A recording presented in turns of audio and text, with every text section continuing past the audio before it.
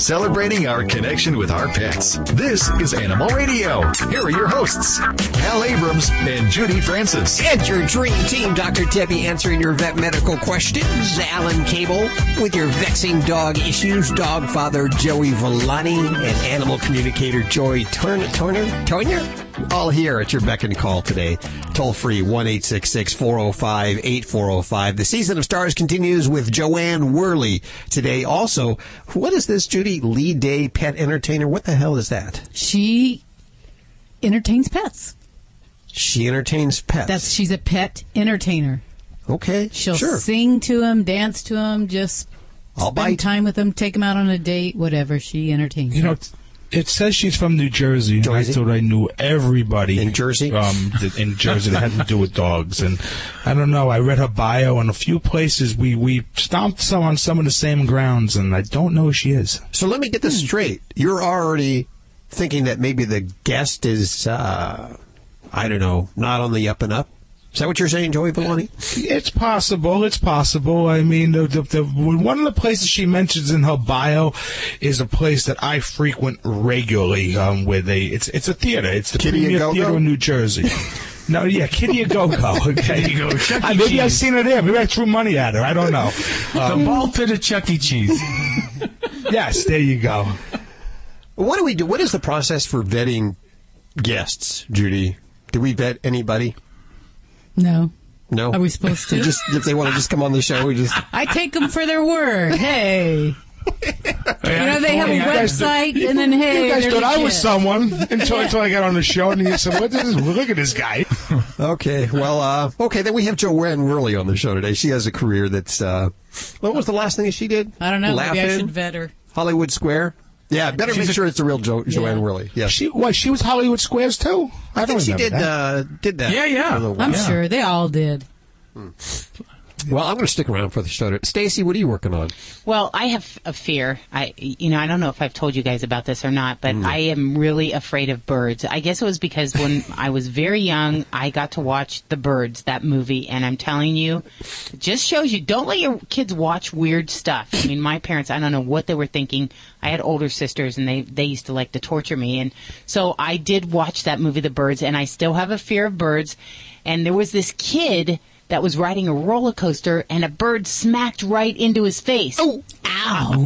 Tell you, I would be therapy forever. Okay, therapy forever. I'd have one on call daily, I think. Anyway, I'll tell you the story coming up on Animal Radio News.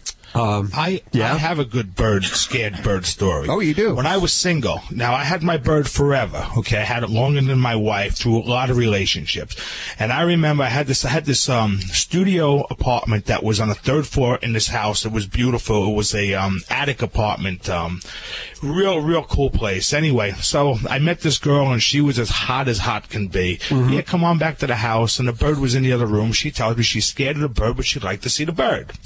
Okay, no problems. Are you sure you want to see the bird? No, I want to get over my fear. Well, I took the bird out of the cage. I brought it out into the living room. She screamed so loud, the bird flew out the window. Flew out the window into the tree. So now I got a problem here because, I mean, Gurney, I never cut her wings. She never went anywhere. She don't even know she can fly. I think that she scared the crap out of her that the bird figured out she could fly, flew out the window. So now I got a problem, and I got to go out the window because the roof of the house was there, and it's pitched, and I'm trying to get the bird, and I'm leaning over, and I'm looking down saying, well, if I fall, it's only about 45 feet. Oh, yeah.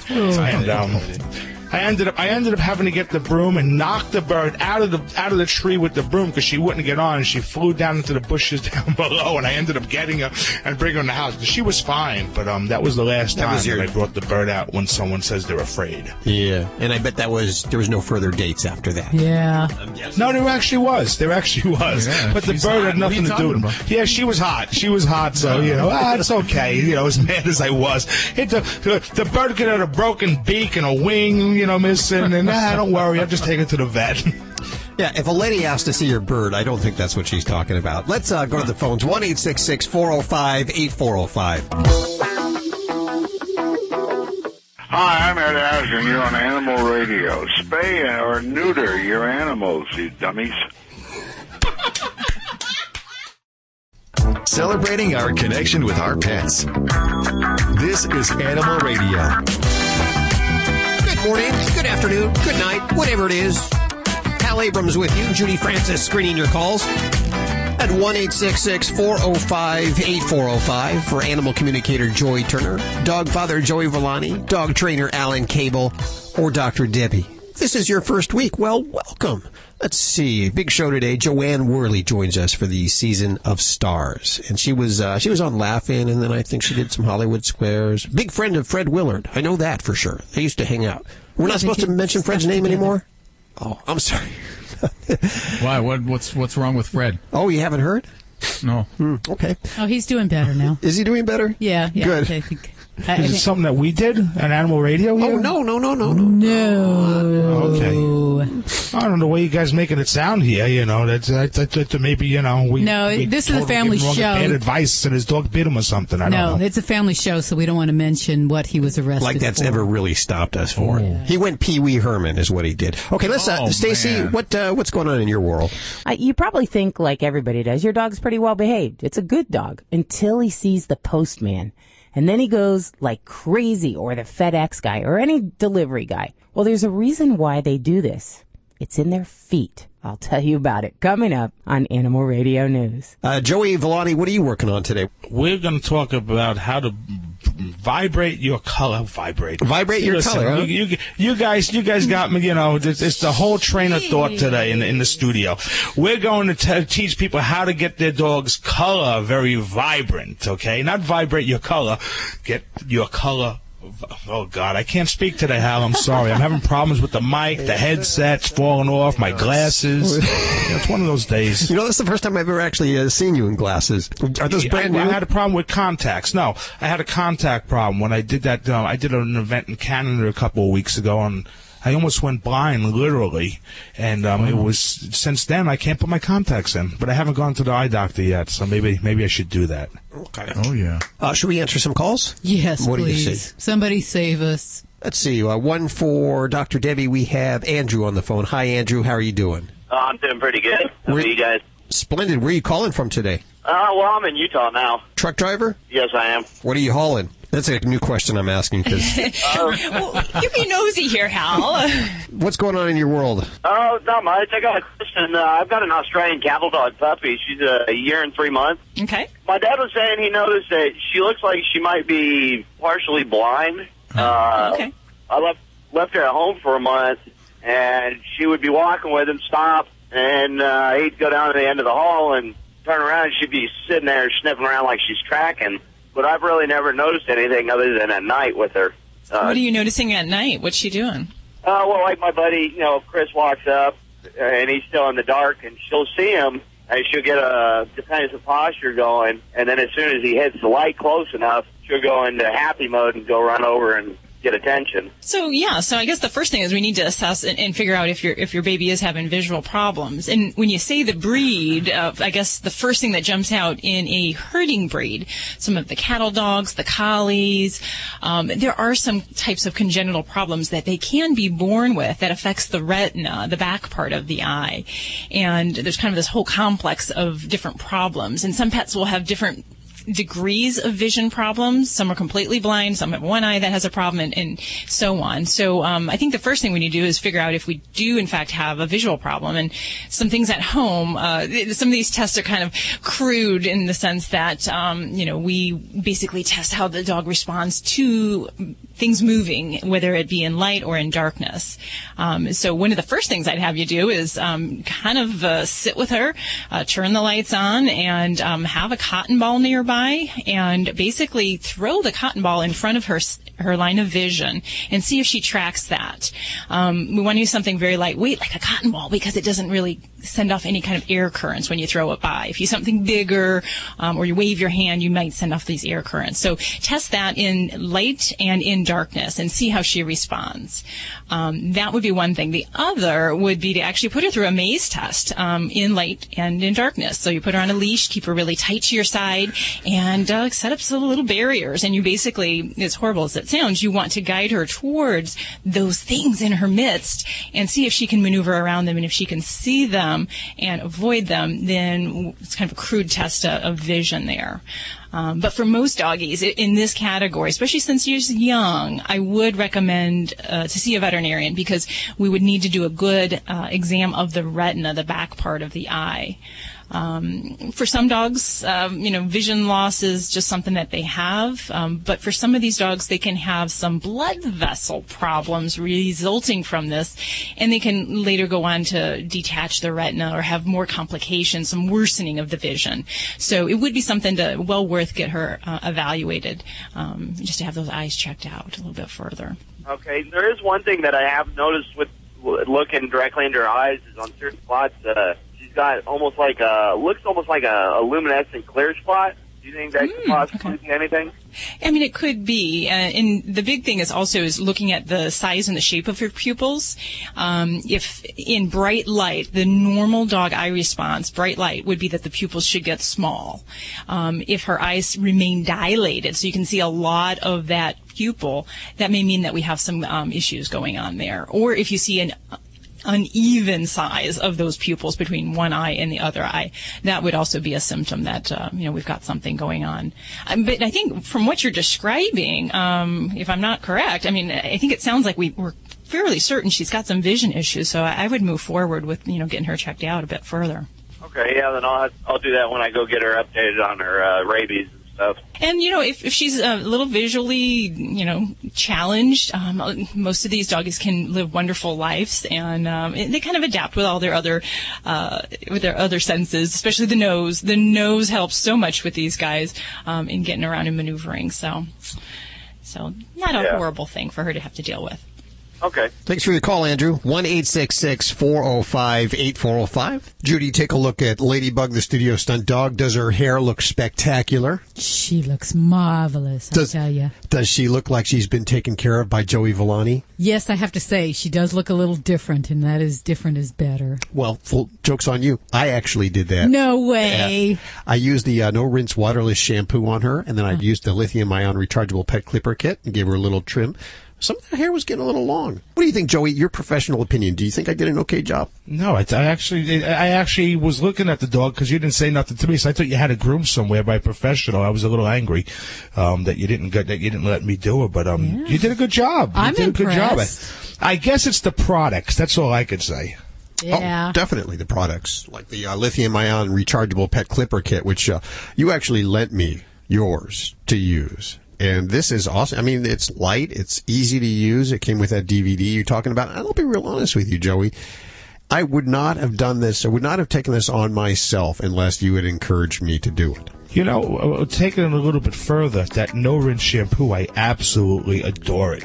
I mean, there's two reasons why. It's not just a spray. It goes on as a foam, and I like that a little bit better, mainly because the pets aren't afraid of it. When you spray something on a pet, it startles them. Freaks them out. This goes on in a foam, so you can put it in the palm of your hand. You can work it through really good. The pet almost thinks like, they're getting a little bit of attention. They're getting petted. In the meantime, they're getting clean.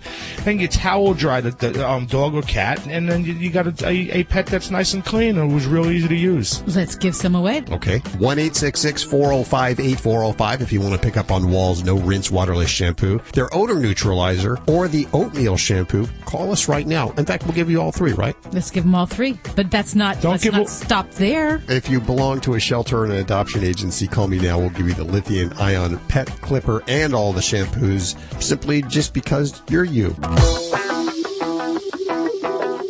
When you think of Wall, you naturally think of clippers. But Wall has introduced a wide range of products that promise to streamline bath time and general grooming. Wall provides a full line of pet products including clippers and trimmer kits, brushes, shampoos, doggy deodorants, and even odor neutralizers. Wall doesn't just sell these products. Their website also features do-it-yourself information on how to care for your dog's grooming needs at home. Pet owners and professionals alike prefer Wall. Visit wallpet.com or find Wall products at a store near you. For dogs, like people, arthritis is the most common health problem, and joints are stressed even more with increased activity in spring.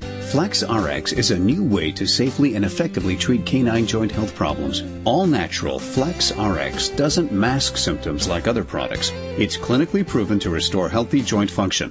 With Flex RX, your dogs can enjoy an improved quality of life they've earned and deserve. Flex RX is available at pet shops, retailers, or visit prolabspets.com. What dog food is specifically designed to reduce the risk of cancer, settle digestive upsets, reduce scratching and shedding? Canine Caviar. What dog food reduces red tear stains and hot spots? Canine Caviar. What dog food has probiotics that reduce the chance of soft stools and have a higher calorie count for better nutrient absorption? Canine Caviar. So what are you feeding your dog? If you didn't answer Canine Caviar, visit caninecaviar.com today and get your pet started on a longer, healthier life. Kimpton Hotels and Restaurants, the very first hotel company to welcome pet guests, goes way beyond just allowing them to stay. Kimpton has no restrictions for size, weight, or type of animal and charges zero fees or deposits for pets to stay. So when you travel with your pet to New York, Los Angeles, San Francisco, Chicago, D.C., and other major U.S. cities, stay at Kimpton Hotels. Find us at KimptonHotels.com. And while you're at it, enter your pet's photo in Kimpton's 3rd annual Paparazzi Pet Photo Contest. You're listening to Animal Radio. Call the Dream Team now at 1-866-405-8405.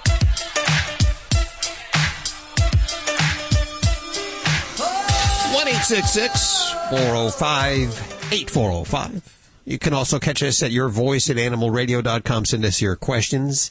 Or on Facebook, you can email your questions or Facebook us at Animal Radio or even tweet us at Animal Radio. And don't forget the Animal Radio app. If there's not a radio station where you are, or XM Satellite Radio, the Animal Radio app for iPhone or Android.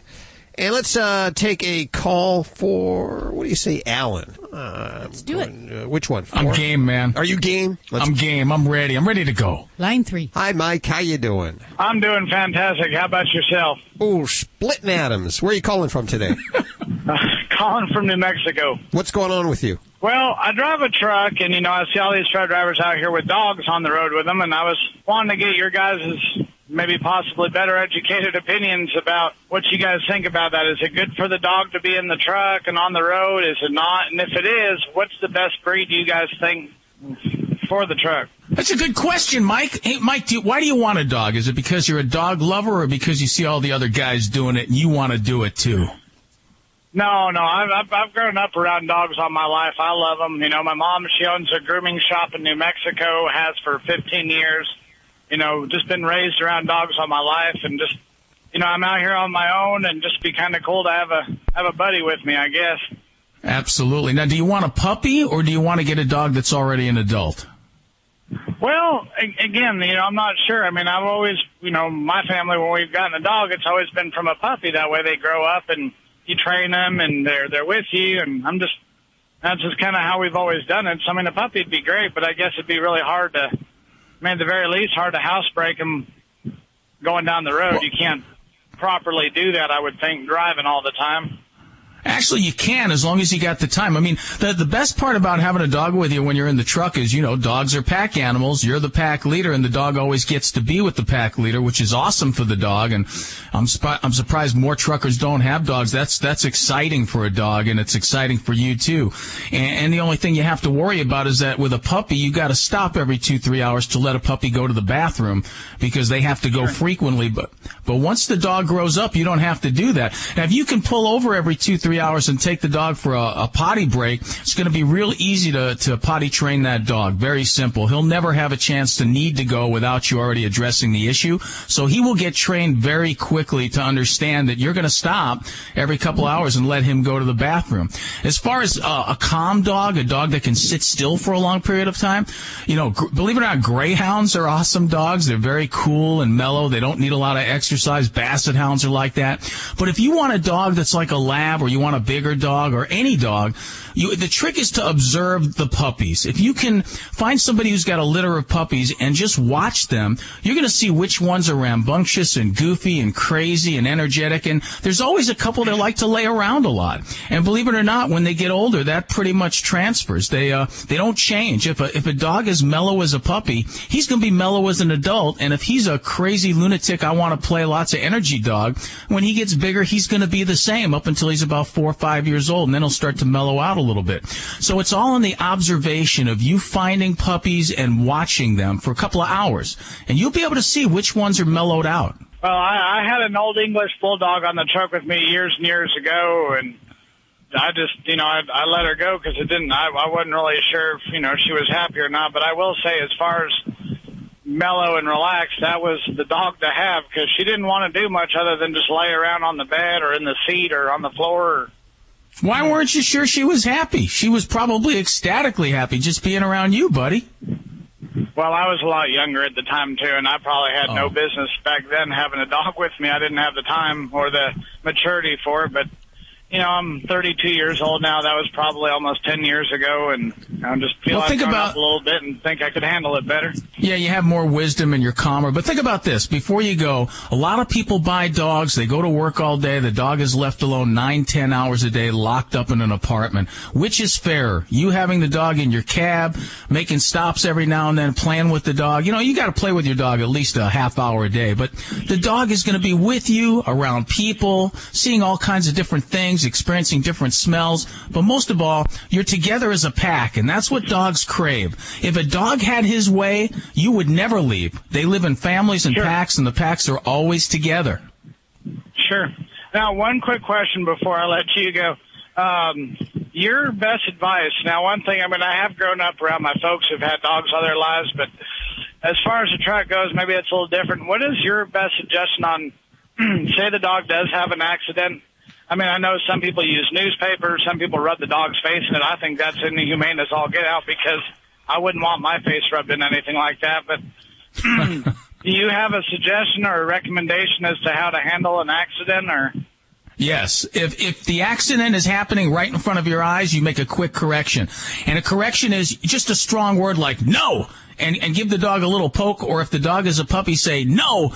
And if you can, if you're pulled over, pick the dog up and put him outside immediately. But the trick is if a dog has gone and had an accident, if more than 30 seconds goes by, forget about it. Just clean it up, make believe it never happened, because the dog doesn't even remember that he or she did it. And the other thing is to praise your dog. Whenever your dog goes to the bathroom outside, say, good dog, good dog. And when you catch your dog going to the bathroom inside, you go, bad dog, no. And they learn real quick. But your dog's not going to have an accident, except if it's a puppy and maybe at night if you're sleeping, if you forget. But when a dog is a puppy, if you take the dog out every 3-4 hours, by the time the dog is 5, 6, 7 months old, that dog is going to be potty trained. You're not going to have to worry about accidents. And the other thing to remember is if your dog is house trained and your dog does have an accident or starts having accidents, take your dog to the vet immediately. Make sure there's not a medical problem, because that happens sometimes. Remember, they can't talk, so. Well, terrific. Thank you so much for taking my call, and that was incredible advice. And you're awesome. Based on what you guys said, I think I'll go ahead and look into. Hey, Mike. I think you should do it. Yeah. Hey, Mike, what are you hauling? Before you go, what are you hauling? Oh, we haul everything. Right now I've got beef, and I'm headed to Baton Rouge, Louisiana, and we haul furniture and alcohol, beer, and just whatever fits in my trailer. Hey, if you come out this way, can we load my mother-in-law onto your truck in the middle of the night? That sure would help me out a little. Anything, buddy, anything. Thanks for your call, Mike. We appreciate it. All right, man, thank you. 1-866-405-8405. I don't know. I think most truckers have dogs. It seems like a lot of them do. We hear from them all morning long. And if you don't, why not? You're on the road all day long. Little company. They get to get out and see the world. 1-866-405-8405.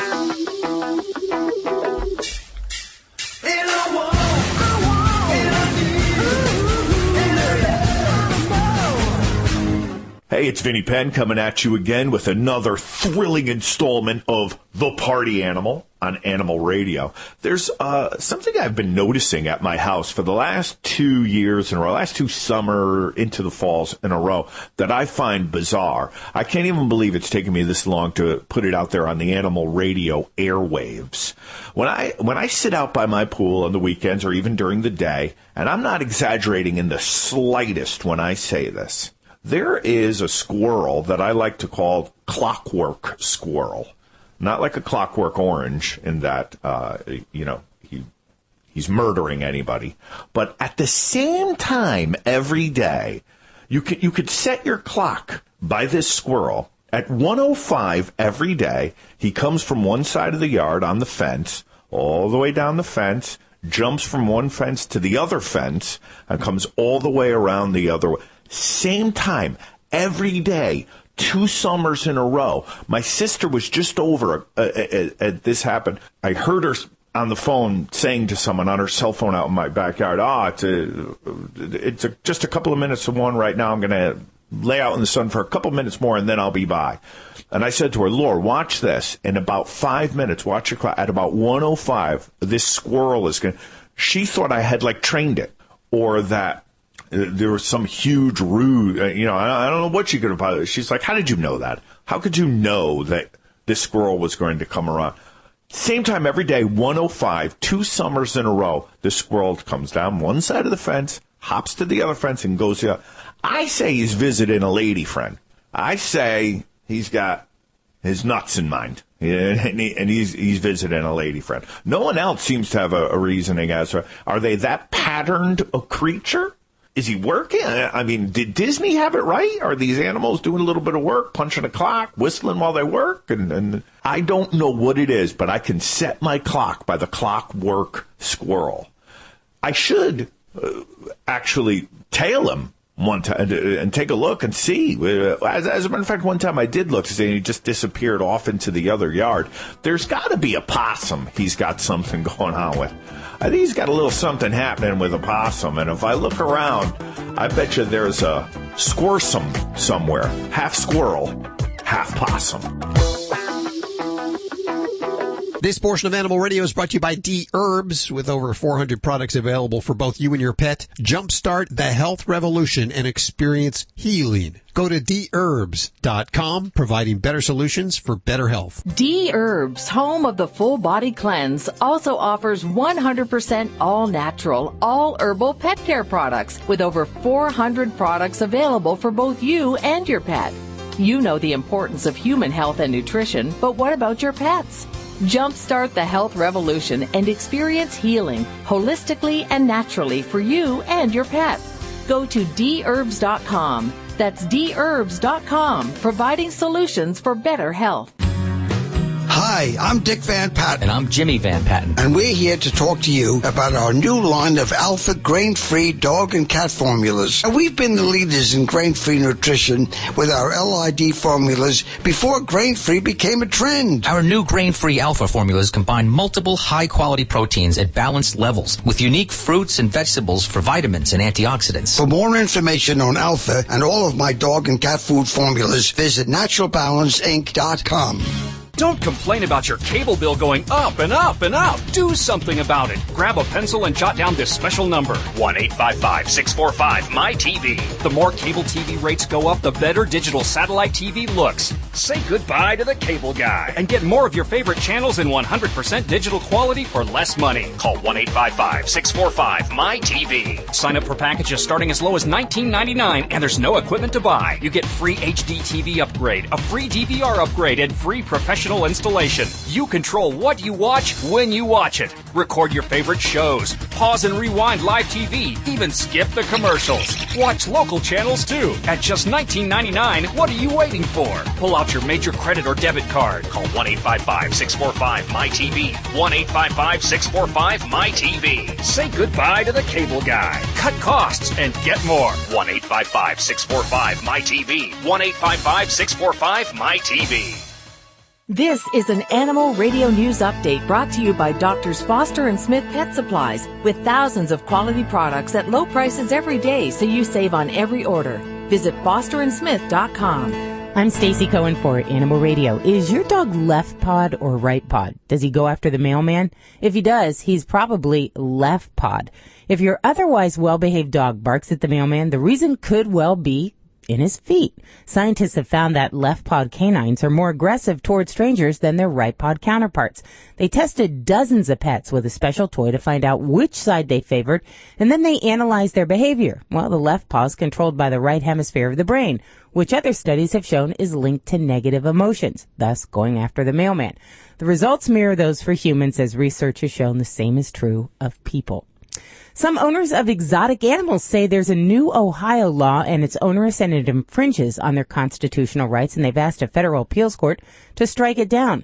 The private owners argued in a brief that the law violates the First and the Fifth Amendments by limiting their freedom of association and effectively taking their property by requiring them to implant microchips in their animals at their own expense before they're registered with the state. They also argue that the law includes impossible hurdles that leave owners who want to operate a for-profit business only one option: joining a zoological group that private owners are loath to associate with. The attorney Robert Owens called Ohio permitting requirements a sham, imposing a compliance cost so high that they exceed the value of the animals involved and threatening to financially wipe out those who seek permits.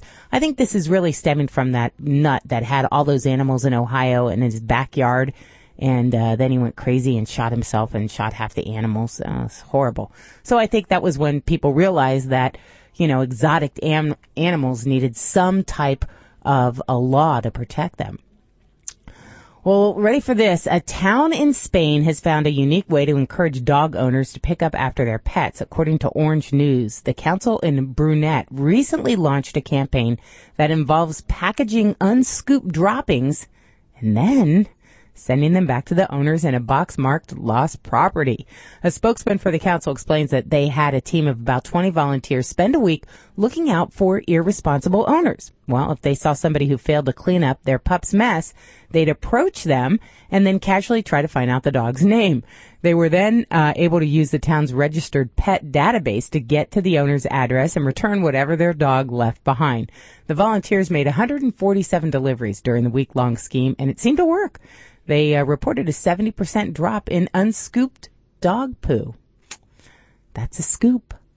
Get more animal breaking news at animalradio.com. This has been an Animal Radio News Update brought to you by Drs. Foster and Smith Pet Supplies. Visit fosterandsmith.com for pet supplies selected by veterinarians with 100% satisfaction guaranteed. Doctors Foster and Smith, your trusted source for quality, affordable pet supplies. Veterinarian owned with veterinary expertise behind every product. Doctors Foster and Smith has thousands of name brand pet products, including pet medications, all with a 100% satisfaction guarantee. Low prices every day, so you save on every order with free shipping on orders $49 or more. Fast service delivered right to your door. Shop online at fosterandsmith.com because your pet's health and happiness come first. We've talked about Stella and Chewy's family of freeze-dried and frozen dinners for dogs. Now we're pleased to share two new exotic dinner editions, Simply Venison and Absolutely Rabbit. Both are made with 90% single-source protein and enhanced with organic fruits and vegetables. Each are fortified with vitamins, minerals, and probiotics to be 100% complete and balanced. Stella and Chewy's, the official food of Ladybug, Animal Radio Studio Stunt Dog. Only the good stuff. For more information, go to StellaandChewy's.com. It was the moment I realized I was about to lose my job. I found myself searching for pills instead of just being with my family. At that moment, I finally decided to get help from my addiction to opioids. The prescription painkillers. At turntohelpnow.com, you'll learn that opioid dependence is a real medical condition and that there are different ways to get help, including those in a private setting, without the need for daily visits. That moment led me to turntohelpnow.com. Make now your moment. Visit turntohelpnow.com today. Here's a surprising summertime fact from new Allegra Anti-Itch Cream. We all know that irritants like bug bites and poison ivy can make you itch. But what you might not know is how. Actually, it's the histamines your body creates in reaction to these irritants that make you miserable. But now that scratch has met its match. New Allegra Anti-Itch Cream. Its maximum strength itch medicine blocks your itch-causing histamines fast for long-lasting relief. New Allegra Anti-Itch Cream. The relief you've been itching for. Use as directed. You're listening to Animal Radio. You can learn more at animalradio.com. Log on. Learn more. Hi, this is Ed Begley Jr. on Animal Radio. Live simply so that others may simply live.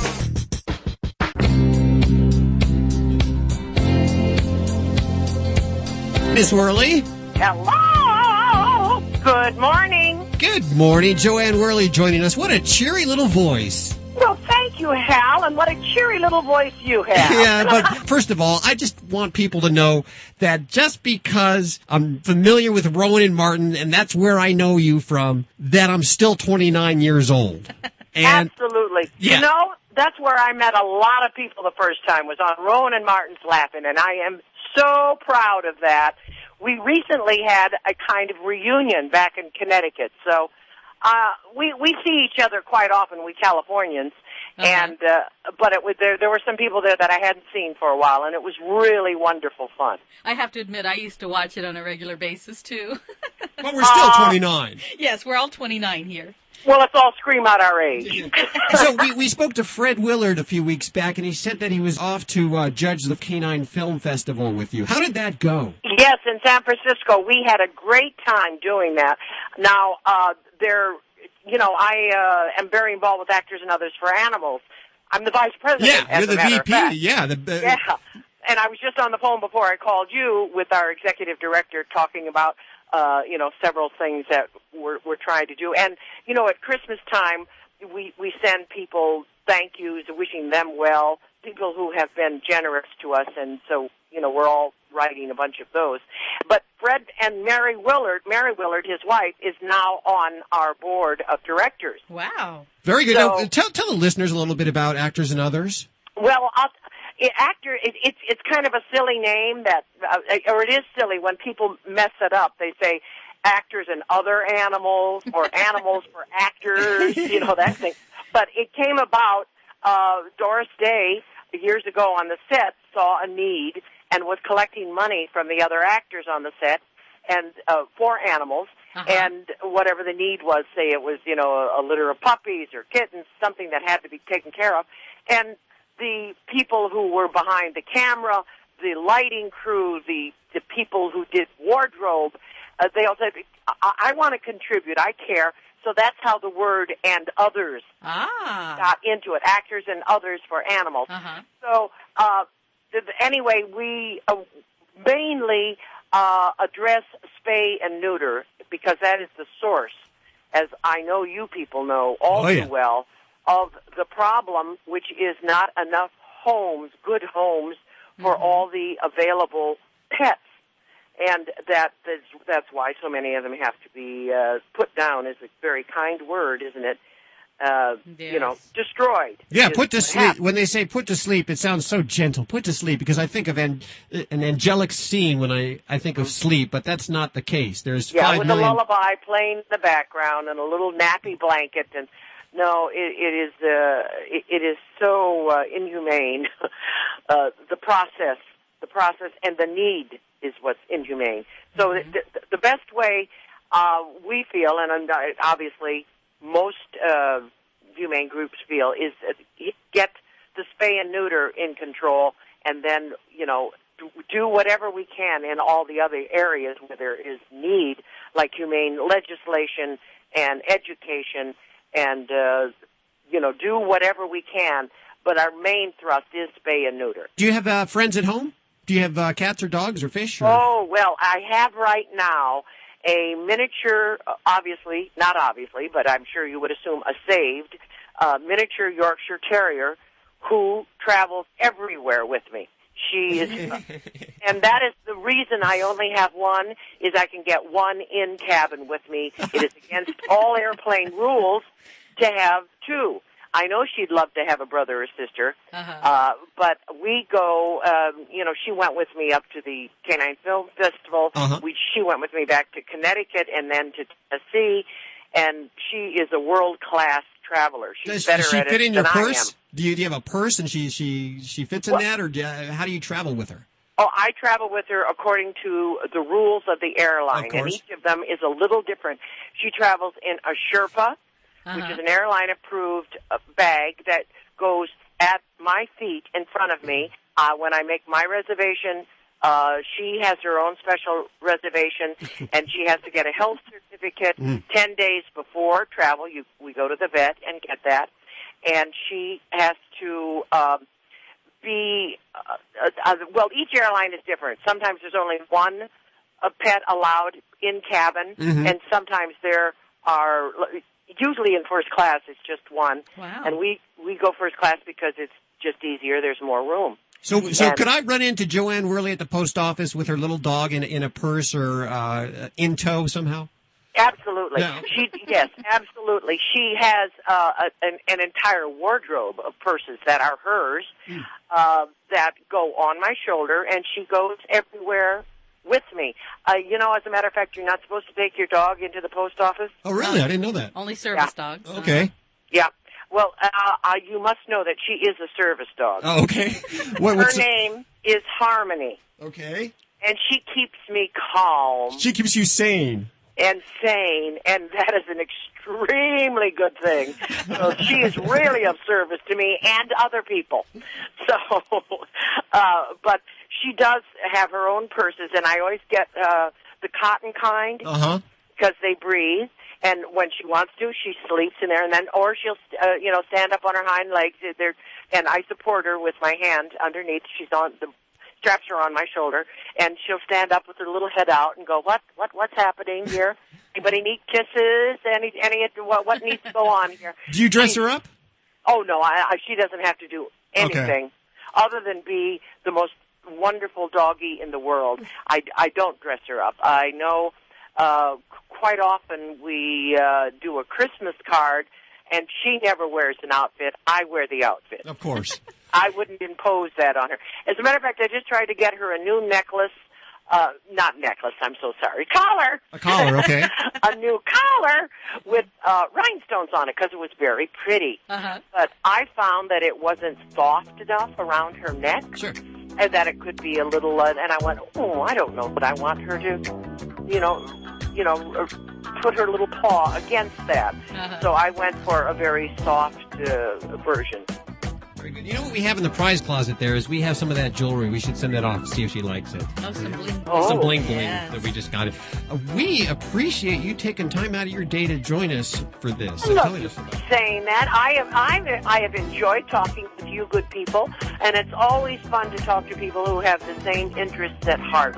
And the fact that we all care about the welfare of animals is a good thing, and I enjoy talking to other people who have that at the front of their life mission also.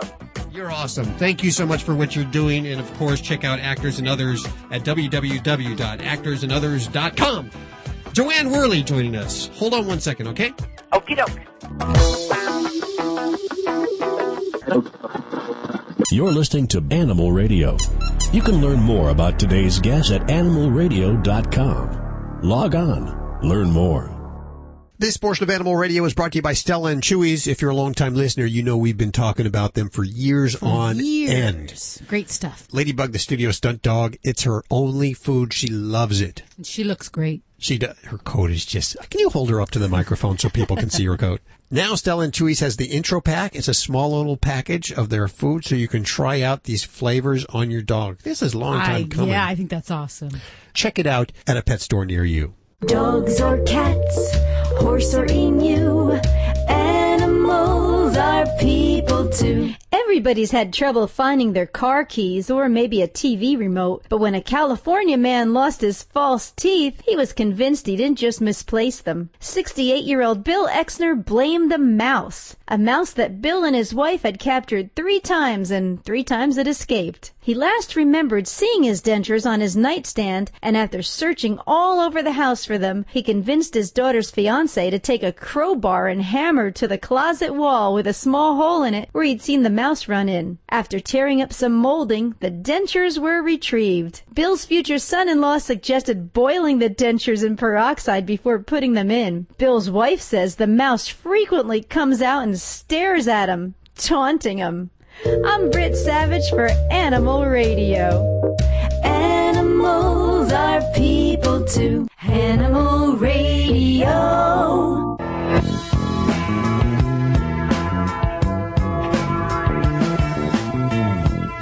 It's Animal Radio. Dr. Debbie came rushing in this morning.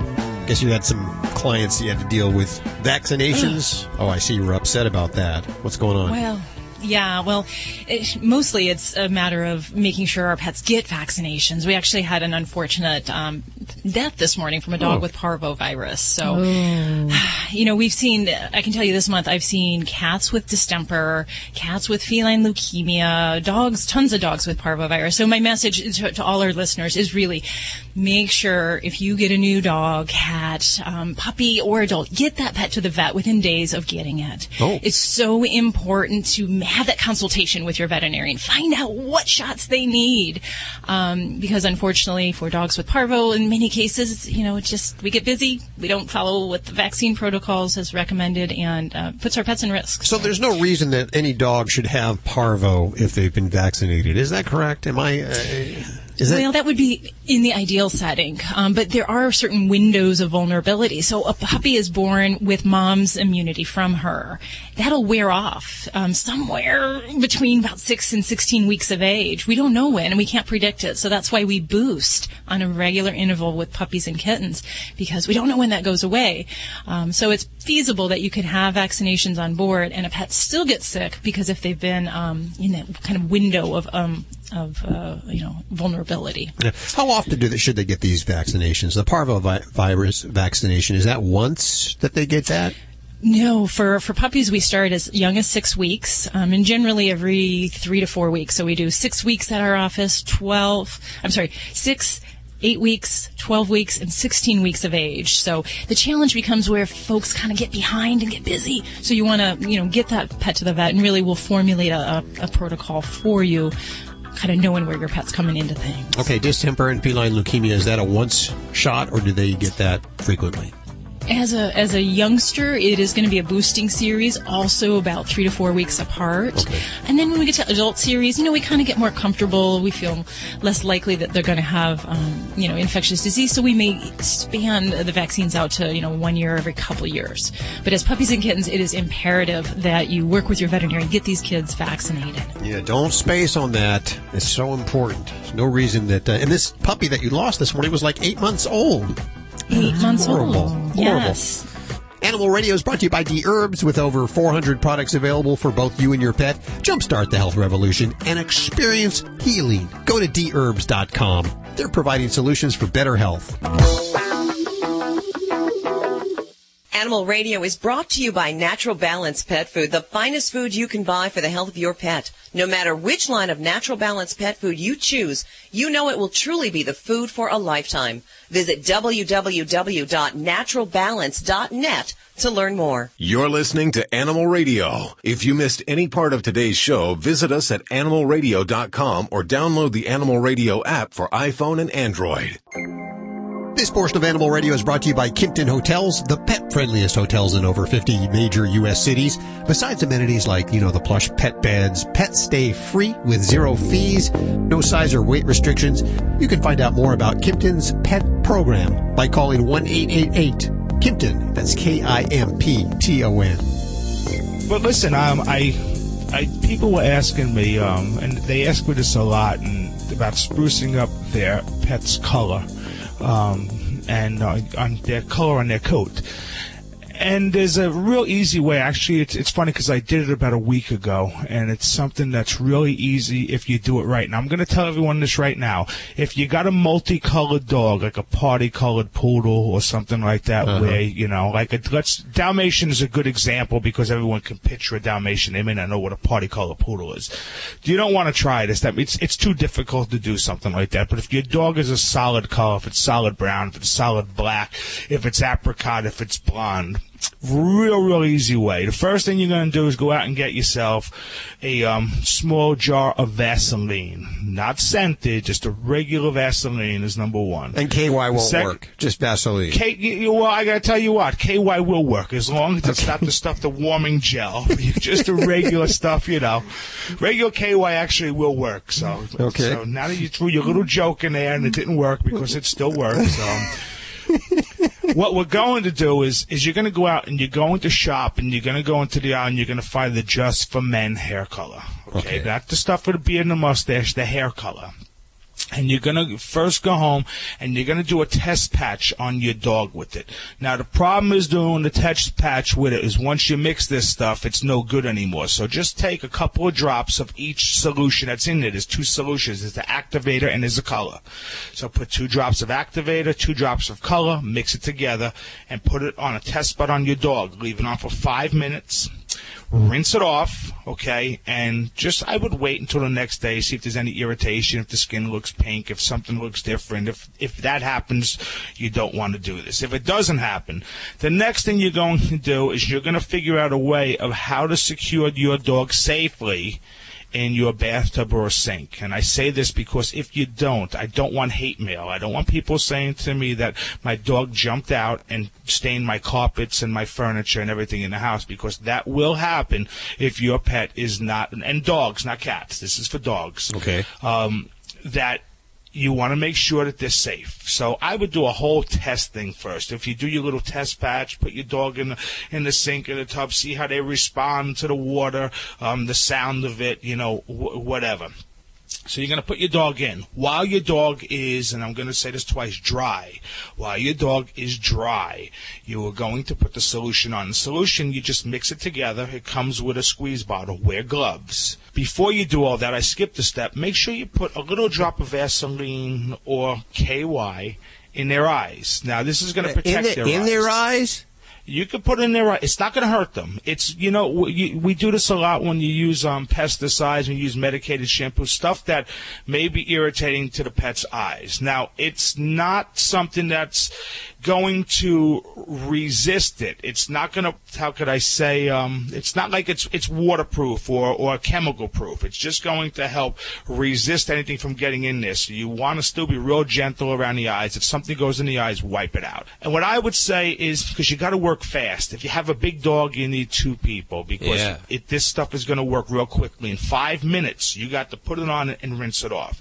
So you're going to apply it to the dog, apply it to the areas that really need it the most, and it's usually the head, the back, the areas that you really want, the color you want.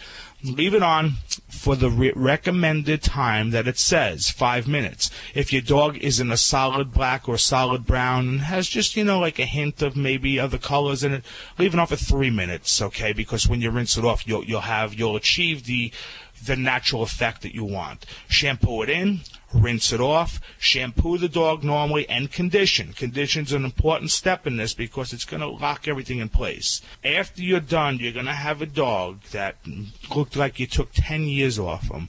They look great. This is a trick that we use in grooming competitions when you want the dog to stand out amongst others. What we do is we'll do this. Now, we'd usually use a permanent dye because it stands out a little bit more. You don't want to do that at home. It's a little bit dangerous. It's a little bit messy. It's something, if you're not a professional, don't do it. But the Just for Men works unbelievable. You'll have great results. Your dog will look great. And you know what? If you don't want to do it, bring it to your groomer. Is that Just for Men just the same as like L'Oreal? The stuff that ladies use to dye their hair? It's very close. The difference is the Just for Men product it's made for men, so it's idiot proof. Where the L'Oreal is probably it's a little bit more permanent. It's a little bit more difficult to work with. So I like using the Just for Men because it is idiot proof, because it just shampoos in and out. And I don't know of any other product that does that. There may be other products on the market that do it, but I've tested the Just for Men on pets, and I've never had a problem with it. I've never had irritation, so that's the one that I'm going to recommend at this point until I know more about some of the other products out there. Judy had me dye her hair, and you have to do that really fast. I mean, yeah, I can't imagine doing a whole dog that way. Yeah, you only got Well, that's why with a dog, you need a couple of hands. A really big dog is a challenge. It's going to be difficult. A small dog, like I have the Karen Terriers and all, whatever, actually medium-sized to small, they're not that hard. Ladybug would be a breeze, because it would take just 2 minutes to apply the product and let it sit for a minute or 3, depending on how much color you want. Man, I love the Just for Men, Joey. You use that, Alan? Oh, yeah, I use it on my chest and my hair, my back, everywhere. And I'm a Just for Men guy myself. Oh, and it's great for carpeting, dark-colored carpeting if you have a problem. Yeah. I just use the KY. That's all I use out of it. Okay, guys. Oh, that's gross. There you go. 1-866-405-8405. Joey Villani's tip of the week over at the website at animalradio.com. A little bit of testosterone in the studio today. Just a little bit too much. Dr. Debbie, get in here. Hey, everybody, this is Brett Michaels, and I just want to say, you, right now, want to take... Wait, give me the line again. My brain skipped. Brett Michaels... I just had one of my brain hemorrhage brain farts. Oh, don't do that. Don't do that. That. I don't want to be responsible for that. Trust me, it's me. Go ahead. Animal Radio. Brett Michaels, Animal Radio. You got it. I knew the Animal Radio. Like, okay, here we go. Hey, this is Brett Michaels. You're listening to Animal Radio, and take care of your pets. They will rock your world. Celebrating our connection with our pets. This is Animal Radio. Here are your hosts, Al Abrams and Judy Francis. And your dream team. Dr. Debbie answering your vet medical questions. Dog trainer Alan Cable with those most vexing dog issues. Dog father Joey Villani. And animal communicator Joy Turner. All here at your beck and call. Toll free, 1-866-405-8405. Let's see. On the show today, do we know who's on the show today? No. Tell me who's on the am. show today. Joey Villani is on the show today. Alan is. Dr. Deb. Yep. That's all you need. That's all you need. And Judy. And Al. And a cup of soup, a cup of good soup. And Ladybug. I see Michael Vick would like to have a dog now. I don't know if you caught this in the paper. No kidding, yeah. He actually wants it for his kid.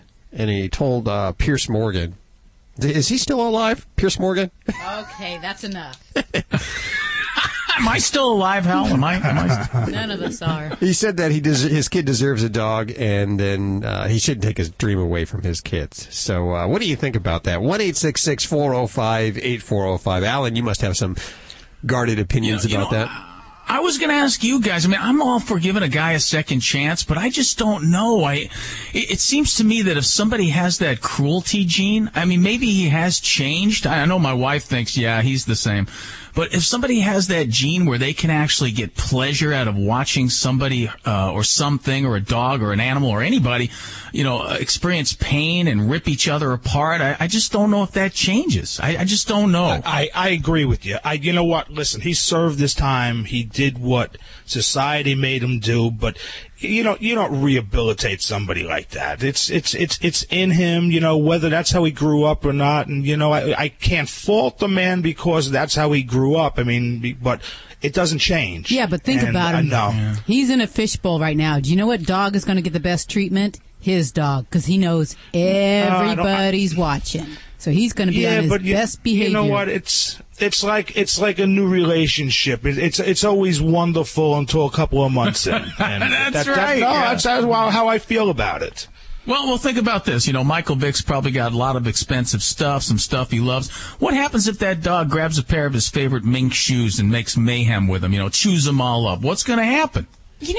I do believe in the human goodness, and I do believe that you can make a change. And I don't know all the particulars of the Vic case as far as the influences, but a lot of these type of situations, there's cultural influences and what people know when they grow up, and I think you can move past that as an adult. So I would like to believe that he's learned his lesson, that he knows better, and he wants to share that knowledge with his children and show them that he's a positive role model when it comes to animals. So I'm not opposed to it. I think it's a great opportunity for not only his children, but also for, public in general to learn from his previous mistakes. Okay. 1-866-405-8405. Tell us what you think, or head on over to our Facebook page where we have a poll going on right now. Should Michael Vick get another dog or be allowed to get another dog? If this is your first week, welcome. To my left, Dr. Debbie answering your vet medical questions. To my right, Alan Cable, our dog trainer, and dog father Joey Villani. On Skype, we have Joy Turner. She's our animal communicator, and she can bridge that gap for you. We vet all of our talent, let's just say that, except this Lee Day coming up. Who's Lee Day? This is going to be a pain in the ass. I know, this is what I'm saying. Who is Lee Day? I've never heard of it. Apparently she's a pet entertainer that's been all around. And Joan Rivers and Sally, she's married their animals, and she started bar mitzvahs, she says, but I don't know. We'll find out in just a few minutes. Have you vetted her? Of course not. No. You don't vet any other talent that she comes has a on. website. She has a website. That's the criteria for coming on Animal Radio. We encourage you to bring your animals around just in case she is entertaining. Yes. Judy is screening calls right now, and Stacy's working in the newsroom. She actually has her own very separate room. I don't know why she gets a separate room. I think we should all she's so special. I don't know. She's burning incense in it, has the lights all low. What's going on?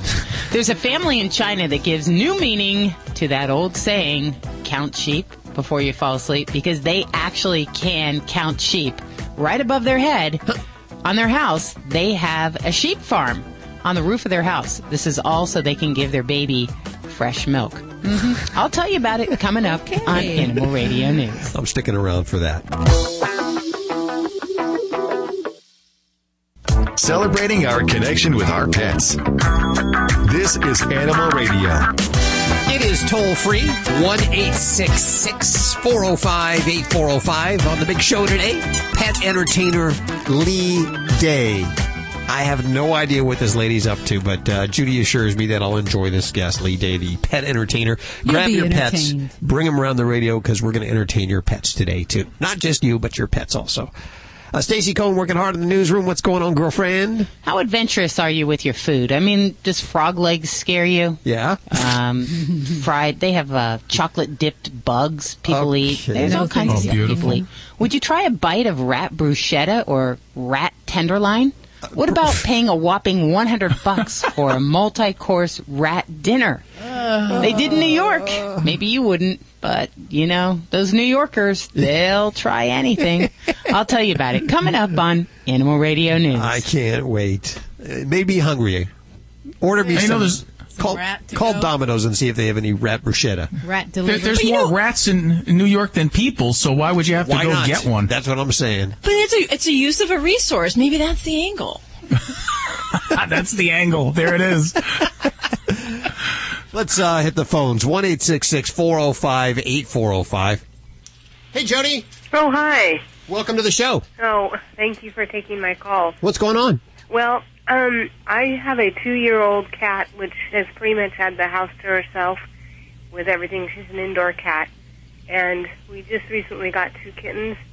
And now she has not gone, doesn't use her litter box. And she chews the hair on the back of her neck. Well, until it bleeds, it's really kind of raw. And I don't know what to do. I don't know if I should give up the kittens or if there's something else I could try. How long have the kittens been in the home? Let's see. They have been here at least 2 months. 2 months? Okay. Yeah. And then how do they relate? Do they interact at all with her? One of them doesn't, and the other one actually goes and plays a little bit with her, you know, kind of chases her around and stuff like that. And there's plenty of toys, and there's a cat tree. And Okay. And you said she's chewing her fur out, and she's not using the box. Is that correct? Yes. She used to use the litter box before, and she wasn't, you know, she was fine before. And now all of a sudden, now she doesn't want to use her litter box. And is that for both peeing and the pooping jobs, or Yes. one or the other? Yeah. For both. Okay. And then tell me about when you got these kittens, did you just kind of have them in the same home? Were they separated at all? No, they were the same. They were cousins. Okay. Yeah. And how many litter boxes we got in this house? 3. 3 litter boxes. Okay. And as far as in anything else with your kitty cat that I need to know about, any other health problems along the way, anything else skin related before your other kittens came into the home? Well, you know, she did have some, whenever there's something stresses her out, she does tend to pull her fur out. And so she had, before we even got the kittens when I first got her, and we had, you know, family and dogs and things like that, she got, you know, upset and nervous, and so she would pull her. So we changed the cat food because they said she's allergic to corn. So I changed it, and she seemed to be fine. And she got over that problem. And now it's worse now. Yeah. Okay. Well, and that's kind of what I was suspecting as you describe it. So there are some cats that can have a psychogenic alopecia. Basically, they overgroom themselves out of their own anxiety. That's not generally a case where food controls it. So that's where there's probably some degree of either food allergy or other types of allergies for your kitty that we can medically control. So I'd want to make sure that you get that tackled and maybe get her checked out with a vet to make sure we're on the right road physically with her health. Psychologically, if we add new kittens or new cats to the home, the best way to do that is to gradually introduce a new cat or cats into the home. So if I could rewind your situation, my recommendations at the get-go would have been to keep your kitty to have free run of her house and then add these kittens into a separate room where they can kind of start to get used to the smell of your cat under the door. And kind of just getting used to the sights, the sounds, without really having a lot of physical stress, physical altercations, or have to compete for resources like the litter box, the food, or for your affection. That would be ideal. And you can still do that. We can take a step back, separate the kittens, give her the space that she needs to kind of reset and to calm herself. And I do that for at least a week, really to kind of let her reset. And in that time, we want to kind of return to what we could do to motivate her to like these cats in the presence of the cats. So I'd add in a scent hormone, a pheromone, like Feel Away. Add that in by a diffuser in the home. I would make sure we start feeding the cats on a certain time schedule. And we want to feed them on opposing sides of the separation. So if it's a door or if it's a screen door, what have you, we want the food not to always be available, but to be available only when she is around these other cats, and that is her reward for just tolerating the mere presence of those kittens. It's really kind of the way to look at it. And we want to make sure that she learns that all good things happen when these kittens are around, and that kind of works psychologically to make her feel more comfort, less anxiety with the presence of these babies. And then we work up to kind of gradually working them back into the environment, into the home.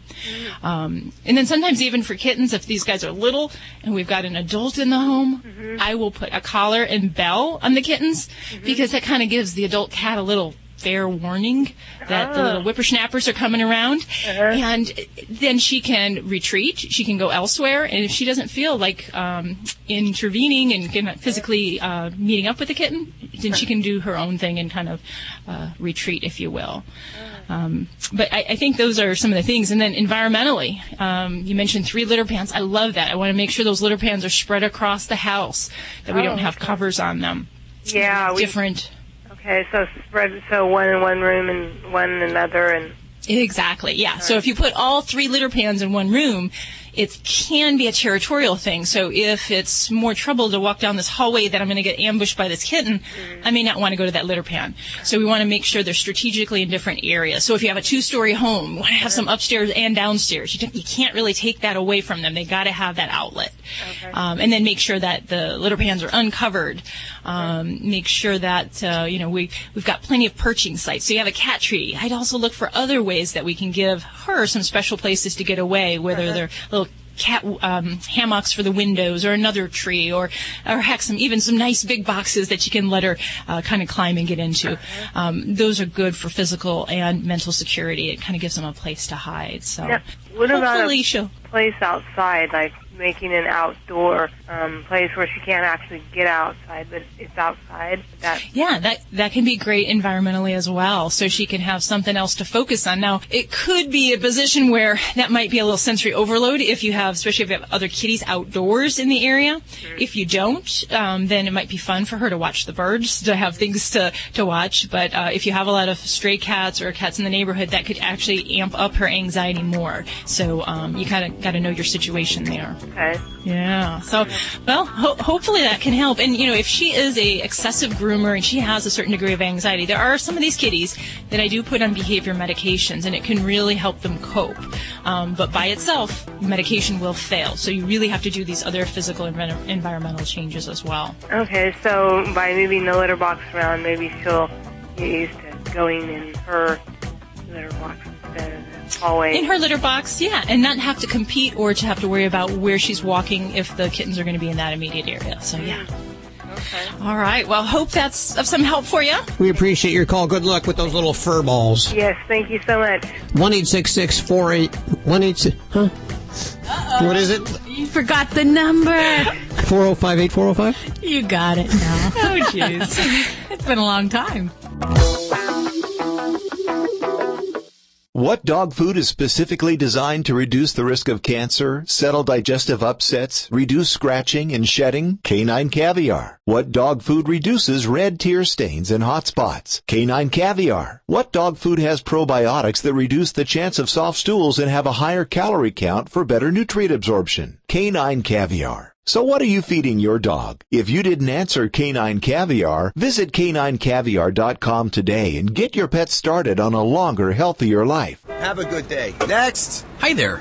2 hot dogs, please. Oh, honey, this has been the perfect getaway, and I can't believe how much money we saved with Hotels.com. Oh, shh. If people find out we've got extra money... Oh, sweetie, relax. Here you go. How much? For you, $37. Whoa! Plus it's extra. What is it, wrapped in gold? The Hotels.com 4th of July sale. Now through July 4th. With savings so great, you won't be able to keep it a secret. Book now and save up to 30%. Hotels.com. Finding you the perfect place at the perfect price. Here's a surprising summertime fact from new Allegra Anti-Itch Cream. We all know that irritants like bug bites and poison ivy can make you itch. But what you might not know is how. Actually, it's the histamines your body creates in reaction to these irritants that make you miserable. But now that scratch has met its match. New Allegra Anti-Itch Cream. Its maximum strength itch medicine blocks your itch-causing histamines fast for long-lasting relief. New Allegra Anti-Itch Cream. The relief you've been itching for. Use as directed. It was the moment I realized I was about to lose my job. I found myself searching for pills instead of just being with my family. At that moment, I finally decided to get help for my addiction to opioids. The prescription painkillers. At turntohelpnow.com, you'll learn that opioid dependence is a real medical condition and that there are different ways to get help, including those in a private setting, without the need for daily visits. That moment led me to turntohelpnow.com. Make now your moment. Visit turntohelpnow.com today.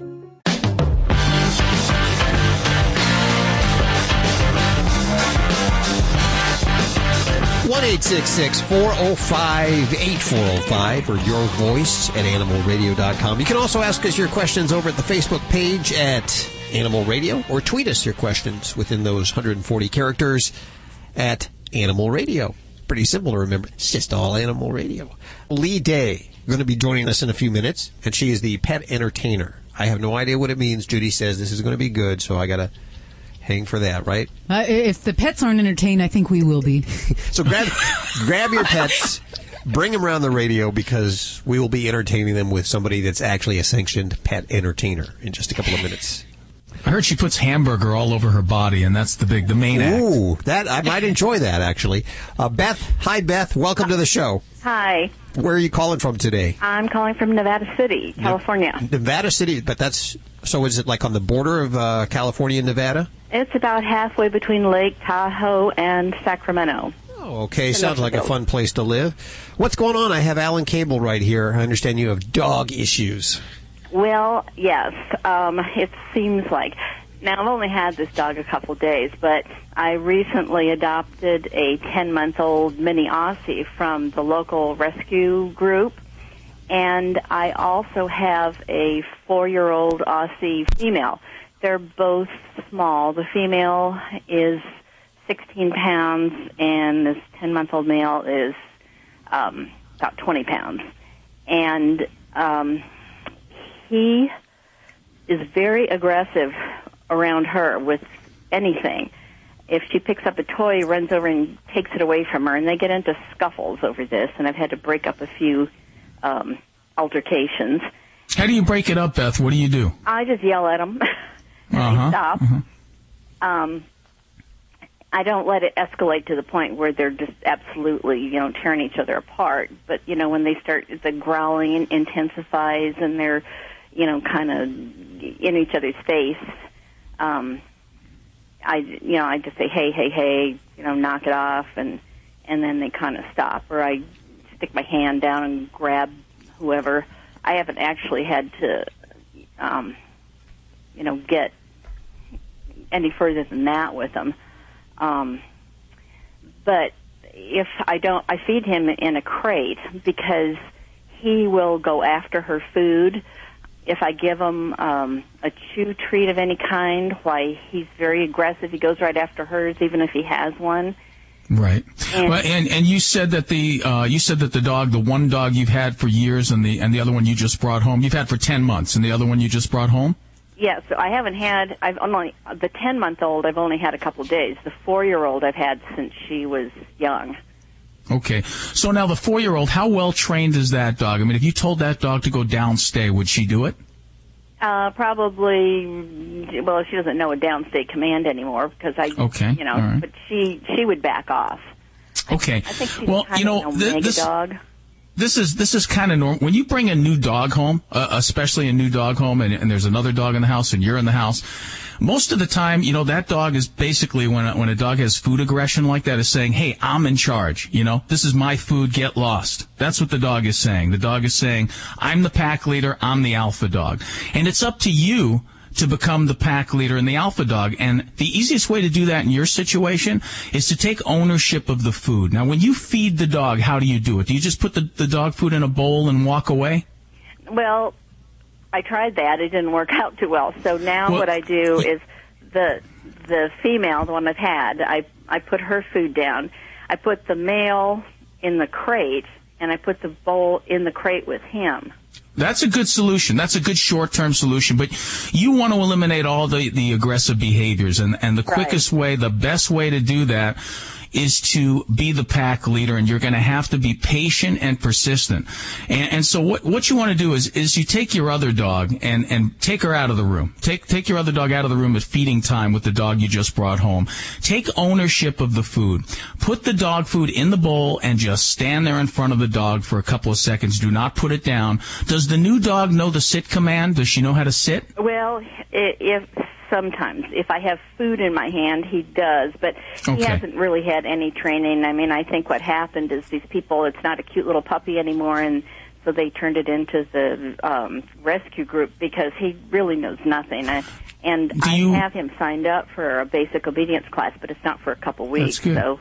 Do you walk the dogs ever? Do you take them for walks? I'm going to tell you what to do in a second, but I'm just curious. I've only had him like 3 days, so I've walked him one time. If you have time, start walking them together. Don't let them walk in front of you, though. Make them walk at your side. Get a pinch collar, and make sure both dogs have the pinch collar so that you can give corrections. Do you know what a correction is? Yes. Okay. All right, so what you're going to do with your new dog is you're going to make that dog work for his food. So when you feed your dog, you're going to put the dog into the dish and just stand there and tell the dog to sit before you put the food down. And then you're going to stay there for a little while with your hand on the dish. When you have your hand on the dish, you own the food. You're going to get the dog used to you being there while the dog eats. And every now and then, keep a couple of treats or a couple of pieces of food in your other hand and throw those treats into the bowl. Does your dog swallow his food? I mean, does he just scarf it down, the new dog, or does he eat it slowly? Put some water in there. Put a toy in there, too, to slow him down a little bit. He's scarfing it down because he thinks, it's a new environment. He might think that he's never going to get fed again. So he's scarfing it down because of that. So you want to take ownership of the food by being there. Keep your hand on the bowl. And then when the dog gets comfortable with you being there, you start giving praise. Just a good dog, and give her a pet every now and then. Always make her do something, though, before you feed her. Hold the food and make her sit before you put the food down. And then, every now and then, after about a week or two, take the food away, okay? After you do that for about 2 weeks, 3 weeks, however long it takes, where that dog is very comfortable with you there and is no longer being possessive of the food, you're going to start bringing the other dog around slowly on a leash. And you're going to start by putting the other dog in the down position when you feed your dog. When you feed your dog, you're going to bring the other dog there and put the dog in the down position about 6-7 feet away, or even in the crate, if that's easier for you, or even if you have somebody to help you hold the other dog. And you're going to slowly, over days, move the other dog closer to your dog, the one with the aggression problem, eating. And you're going to see that pretty soon, in a month or two, the dog is going to realize that the other dog is no threat, that you're the pack leader, and become very, very comfortable eating around that other dog. But if she does exhibit aggression, take her food away. That's how you give her a correction. Take her food right away. Okay. And then I think he's also suffering from a little bit of separation anxiety because he just follows me everywhere. When I let him out the door to go outside, he wants to come right back in again if I don't stand there and be outside with him. Is that the young dog now? Yes, and I've had to crate him when I leave the house because I tried having him in the kitchen. He was up on the kitchen table. He was into the recycle bin. I mean, again, this is all who's the pack leader, okay? Because a dog would never let you leave the house. And when a dog is in charge, they don't let you lead. They don't let you leave. So everything you do has to be based on you being the leader, you being in charge. When you leave the house, put the dog in a crate. Do not talk to the dog. Pay no attention to the dog. Just leave. When you come home, do not talk to the dog. Pay no attention to the dog for about 20 minutes. Then let her out of her crate. Take her outside. Don't talk. Let her go to the bathroom. Good dog when she goes to the bathroom. Be very calm. Make it very uneventful, your comings and goings. Okay, hopefully we can work this out because he's a sweet little guy. I mean, I'd like to be able to keep him, but... you can. You just have to remember... You can keep him. You just have to remember you have to be in charge. You have to be the pack leader. Use positive reinforcement and corrections. When the dog is doing what you want, you give positive reinforcement and affection, which means if the dog is laying there calm, that's the time to say good dog and give the dog a pet. When the dog is wound up acting like a fool, you give a correction. Okay. Snap her out of it. Get her mind on something else. Okay. And start walking them together regularly so that they understand you're the pack leader and they're part of a pack. I see. Okay. And let neither one of them get in front of me. Absolutely not. One on either side, then? Right. One on either side or behind you is fine, never in front of you. I see. Never let them enter the house before you either. Oh, you go in first. Oh, okay. Same with your husband. Go in first. Make sure you are always going in first. Beth, thank you so much for your call today. 1-866-405-8405. Dogs or cats, horse or emu, animals are people too. Cleaning out the fish tank is a pretty bad job anyway, but it was a lot worse for veterinarian Kevin Friels. While doing some routine maintenance on his saltwater tank, Friels was attacked by Lily the lionfish, who jabbed him with 6 of her venomous spines. He started having seizures and called his girlfriend, who said she only heard screaming on her end of the line. She quickly called 911, and it took 8 paramedics to hold Friels on the stretcher. Doctors say he could have died in an hour because Lily's venom was paralyzing his heart. Although Friels will improve in a couple weeks, he's not taking any chances. He's selling Lily the lionfish, but she'll come with a stern warning. I'm Britt Savage for Animal Radio. Animals are people too. Animal Radio. I'm in Yosemite National Park to talk Gold Bond Rapid Relief Cream with the Miller family. So how many itchy bug bites and rashes do you have? 33 bites. 34. And a case of poison ivy. It itches. Do not scratch. Miller family, relief starts now. Gold Bond has twice the itch-fighting medicine of hydrocortisone cream. Ooh. Plus aloe and vitamin E. It's fast relief on contact. Feels better already. Who's up for a hike? Look at the big kitty. I'm out. Gold Bond Rapid Relief Cream. Relief starts now. Fido Friendly is the travel and lifestyle magazine for you and your dog. Each issue includes hotel and destination reviews, along with health and wellness topics, dog training tips, and the latest fashion trends. Pick up a copy at Barnes & Noble, Hastings, or go online to FidoFriendly.com and subscribe today. Fido Friendly is the only magazine dedicated to the travel and lifestyle of man's best friend, and the one magazine your dog will thank you for. This is a referral service. Calls will be routed to an independent referral insurance agency. Do you know the number one cause of bankruptcy? No, it's not losing your job or running up credit card debt. It's not even divorce. It's medical costs. If you and your family don't have health insurance, just one serious illness or accident could be financially devastating. But now there's good news, really good news. A health insurance hotline has been established to provide health insurance for all Americans, even uninsured Americans with pre-existing conditions. Now anyone can get health insurance even if you have a pre-existing medical condition. I repeat, now anyone can get health insurance coverage. Call now for a free no-obligation quote on affordable health plans available to you. Again, this is a free hotline for anyone, even if you have pre-existing conditions. Protect you and your family from sudden unexpected medical costs. Call the free health insurance hotline right now at 1-800-838-5562. That's 1-800-838-5562. Call 1-800-838-5562. This is an Animal Radio News Update brought to you by Doctors Foster and Smith Pet Supplies, with thousands of quality products at low prices every day, so you save on every order. Visit fosterandsmith.com. I'm Stacey Cohen for Animal Radio. There's a new study at Washington State University that's looking at how shelter dogs can help teens that are struggling with drug and alcohol dependency. Lindsay Ellsworth, she's a doctoral candidate in animal sciences at WSU, said, I was surprised during the trial period how calm the boys were around the dogs and how outbursts and hyperactivity diminished.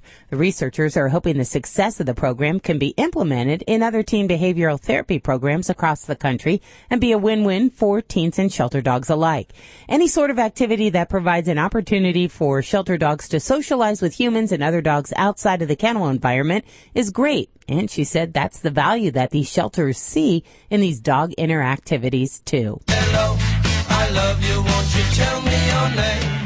An extinct lizard that lived 40 million years ago has been named for the late lead singer of The Doors. Scientists named the 6-foot-long lizard Barbatrex morrisoni. Jim Morrison referred to himself as the Lizard King, and scientists decided to pin his name on a creature that was much bigger than other reptiles. In other words, a Lizard King. They say it was the biggest plant-eating lizard that ever lived. Jim Morrison died in 1971 at the age of 27. Well, scientists are digging out one of the most complete skeletons ever found of a Triceratops, a 3-horned plant-eating dinosaur. They found the remains of 3 of the giant reptiles on a Wyoming ranch near Newcastle. The Triceratops lived about 500,000 years ago before the dinosaurs became extinct. An excavation began last month, and it's expected to take about a month. Well, Chanel designer Karl Lagerfeld says that he'd marry his cat if it was legal. Lagerfeld recently announced he's fallen in love with his pampered feline, Choupette. You know, he kind of reminds me of Pee Wee Herman. Remember, he used to say, if you love it so much, marry it. I love fruit salad. Then why don't you marry it? All right, then. I will. In the past, he's been known to buy her an iPad and a silken pillow to sleep on. However, this is the first time he said he would even wed the white pedigree kitty. In an interview on CNN, he said he'd never thought he'd fall in love like this with a cat. I'm Stacey Cohen. Get more animal breaking news at animalradio.com. This has been an Animal Radio News Update brought to you by Doctors Foster and Smith Pet Supplies. Visit fosterandsmith.com for pet supplies selected by veterinarians with 100% satisfaction guaranteed.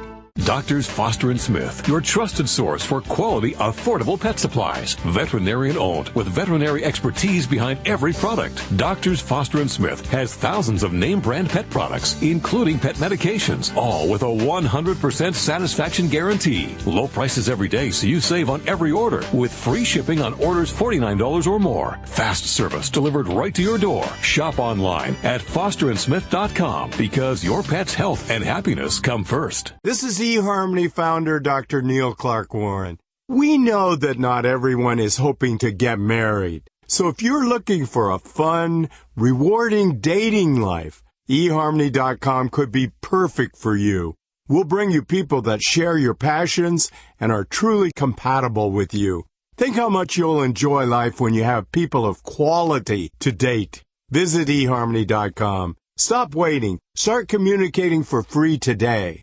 This is a referral service. Calls will be routed to an independent referral insurance agency. Do you know the number one cause of bankruptcy? No, it's not losing your job or running up credit card debt. It's not even divorce. It's medical costs. If you and your family don't have health insurance, just one serious illness or accident could be financially devastating. But now there's good news, really good news. A health insurance hotline has been established to provide health insurance for all Americans, even uninsured Americans with pre-existing conditions. Now anyone can get health insurance even if you have a pre-existing medical condition. I repeat, now anyone can get health insurance coverage. Call now for a free no-obligation quote on affordable health plans available to you. Again, this is a free hotline for anyone, even if you have pre-existing conditions. Protect you and your family from sudden unexpected medical costs. Call the free health insurance hotline right now at 1-800-838-5562. That's 1-800-838-5562. Call 1-800-838-5562.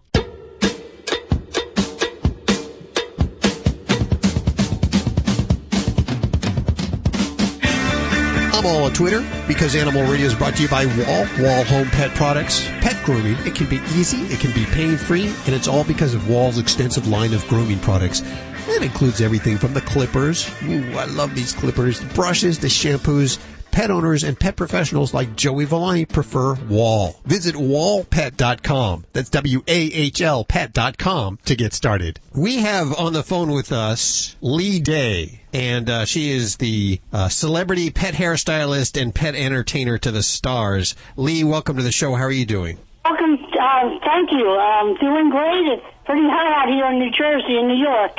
Hot out there in Jersey. Hot out here in Jersey, darling. So now tell us, what is it you do exactly? Well, I am a pet entertainer.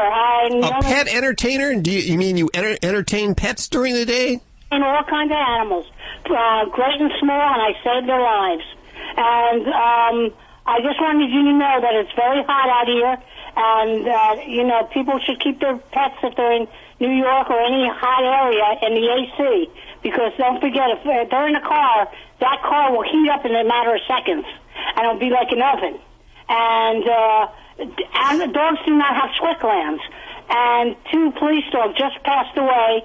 I'm sure that the police were very upset about what happened, and they died from being asphyxiated in the car from the heat. You brought me down, Lee. Yeah. I don't want to bring you down, but I want you to realize that. But I also have something very exciting, and that's I have bar mitzvahs. You have bar mitzvahs? I do pet dating services. Dating? And I entertain the animals. I'm like the Chuck Woolery of dating. So now how do you entertain the animals? Because I have like one dog that just is bored. Bored? How can it be bored? It looks at me and goes, entertain me. And I'm like, what? What do you want? I throw your toys all day. I walk you. What? It's songs to the animals. I'm a hairstylist, like you know, but I do not go into grooming shops. I don't like the way they have to be caged into the cages. Here I come into your home and I sing to your pet and entertain it. It gets a time out. And you're by your pet's side. It's wonderful. Well, can you? So many clients around the country. It's unbelievable. I got to ask a question. Yeah, go ahead. How come you don't like pets caged in a grooming salon? Because that's what keeps them safe. Because I don't like that they are caged and then they put the dryers and they hook them onto the grooming cages. And I think that's horrible. Do you know how many pets have died having that done? I definitely know that, but that's something that's not a grooming practice anymore. Yeah, it is. Unfortunately, it is. Okay, you know what? You guys are all bringing me down once again. Okay, I'm going to bring you down. But let's talk about something fun. Yeah, well, you know what? I want to hear you sing, and in fact, I want to. Everybody that's listening now, I want you to grab your pet. Okay, you know that hold on a second. I'm the creator of Advantage. Do you know that I created the words? I got no bugs on me. I got no bugs on me. There may be bugs on all them mugs, but there ain't no bugs on me. Yeah, see, that's more like it. Look at Ladybug. Yeah. Have a lick on the face, maybe. Nice, wet, and sloppy. But biscuits are your dog's best friend. That is, you should see Ladybug, the studio stunt dog. She's very excited right now. She likes what you're doing. And how about, please leash me for a walk, 'cause I can't hold it anymore. I'll trip around the block. Ow! I can't wait to get out that door. I love it. Oh, yes. I think I see an audition on America's... It's a lot of fun. And far from a downer. It's always up, because the animals are the greatest things in the world, and they love you more than anything else in the world. And they're the greatest thing. And people have to, I just had a shirt made for neutering in Spain, and it's great. And I can't even explain how great it is, because people have to spay and neuter the pet. Do you realize that one cat can produce 2,000 kittens a year? Yeah, wow. That's amazing. So you do these bar mitzvahs? Bark mitzvahs. Bark mitzvahs? I'm the creator of the bark mitzvah. You're the creator of that? In 1984. Wow. So now what happens at a bark mitzvah? A bark mitzvah, you get, and it's not it's supposed to be sacrilegious or anything like that. I say the prayer, the Jewish prayer. The dog gets a pen and he gets presents. I did a bar mitzvah for Joan Rivers, and her dog Spike was so happy. I mean, he got a lot of attention, a lot of love, and that's all it's about. It's not, it's not about the manhood or anything like that. It's just a great party, and the dog is Jewish. Now, they got Jewish owners. Do you have to wait till the dog is 13 years old? How does that work? It would be 2 years old in human life, so it would be 13. So at 2 years old, you get a bar mitzvah. Okay, I see how that works. I just want to know something. On a Jewish dog, they don't have to, do a circumcision now, do they? Before the bar mitzvah? No. When I groom the dog, I just go, boom, bam, boom. Bada boom. So now you don't limit yourself to just cats and dogs. You also taken two lobsters out on a dating service? Like I said, I have a romantic dating service, the only service in the world. Nobody else does this. What'd you do with two lobsters? Wow. They actually went out for Red Lobster. I really did. I took them out, and then I took out 2 penguins from SeaWorld, and I married them with a wedding certificate. I married Sally Jesse Raphael's horses. You didn't marry actually yourself. You actually married the animals. Right. Yeah, I didn't get married to the animals. Yeah, I get confused. No.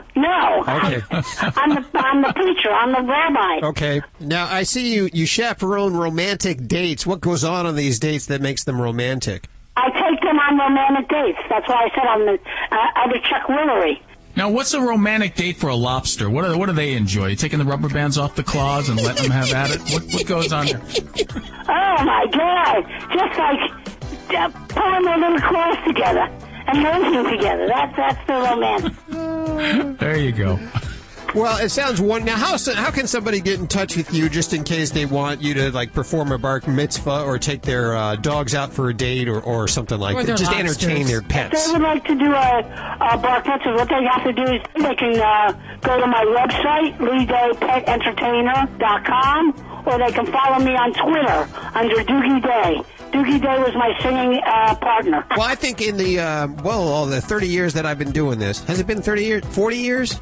50 years, I have not at all once met a pet entertainer. So this is cool to finally meet you. Lee Day, thanks for spending time with us today. I thank you so much, and I thank you all for caring for the animals.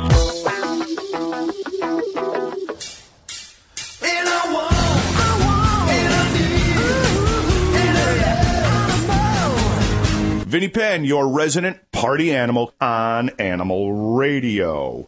I just want to give a tip out there to those of you who are going through the unfortunate task of trying to recover a lost animal, a dog or a cat. I saw a flyer in my neighborhood recently. I always check out the flyers, as everyone should. And a flyer is a great way to go. But some people who are missing a pet really have the wrong idea when it comes as to what to put to the flyer. This flyer said something like, please return Poochie to our house. We miss him so much, and Poochie loves watching Survivor with us every Thursday night. Well, am I supposed to go home and dress up like Jeff Probst now and walk up and down the street and hope that Poochie sees me? How is our knowing what Poochie's favorite television show is going to help us find your dog? Be a little smarter when it comes to the flyers, people.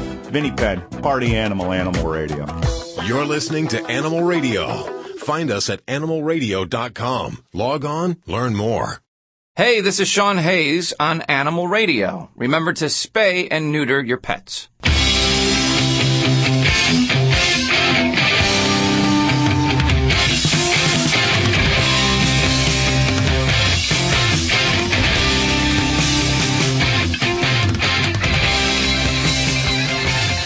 Animal Radio.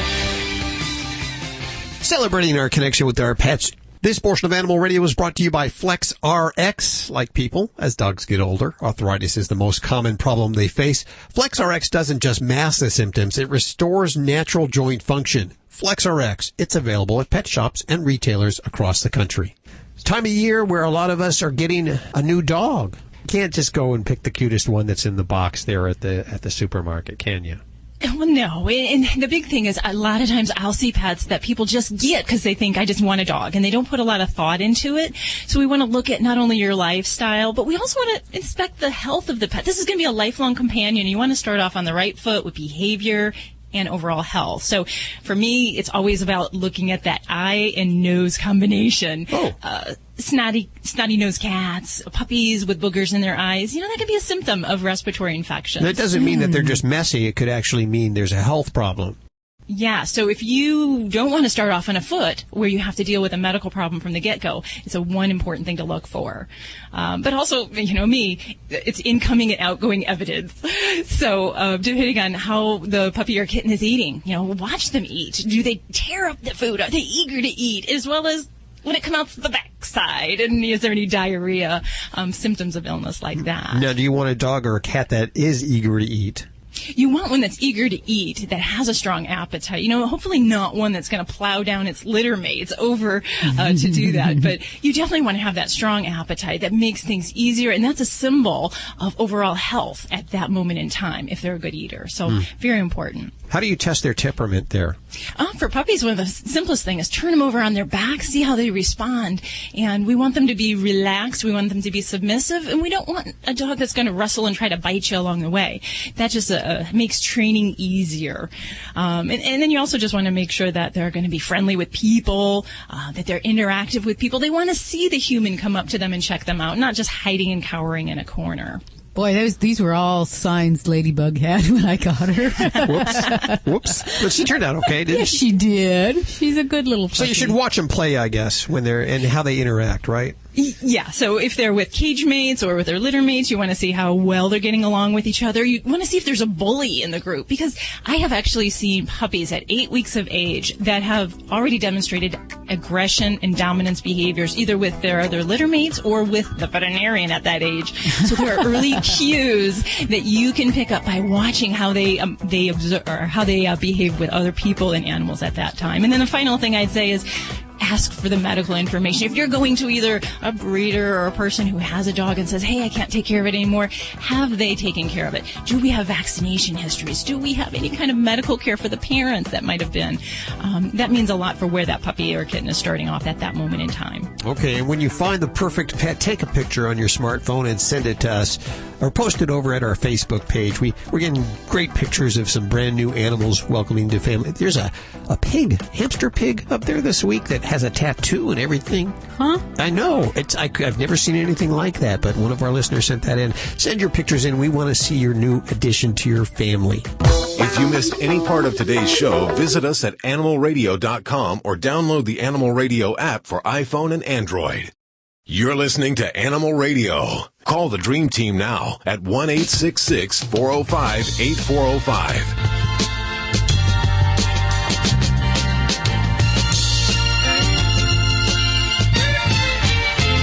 My friend, it is Animal Radio.